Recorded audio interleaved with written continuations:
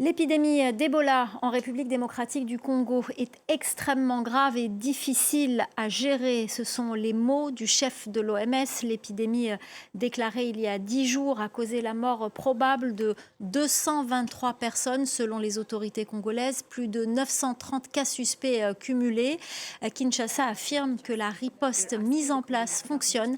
Les précisions à Kinshasa d'Aurélie Bazaraki-Bangoula. Dans un message, le gouverneur de l'Ituri, épicentre de l'épidémie d'Ebola, demande une riposte rapide. Sans cela, la province se dirige, dit-il, vers la catastrophe. Des mesures barrières ont été prises, contrôle de température, lavage des mains, interdiction des rassemblements de plus de 50 personnes.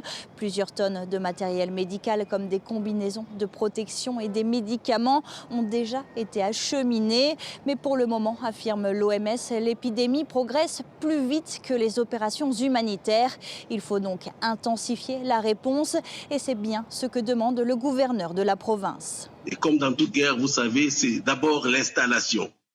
Et cette installation, elle va du personnel qualifié au matériel et aux intrants.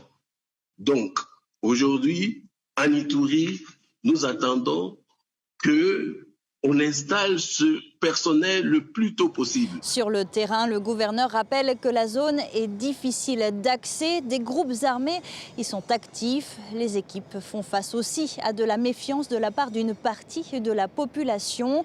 Des centres de traitement à Mangwalu et Rwampara ont été attaqués. Les habitants ont voulu reprendre les corps de leurs proches décédés. Alors à Kinshasa, les autorités affirment qu'il ne faut pas être alarmiste. Elles martèlent que le pays a de l'expérience pour faire face à cette 17e épidémie d'Ebola.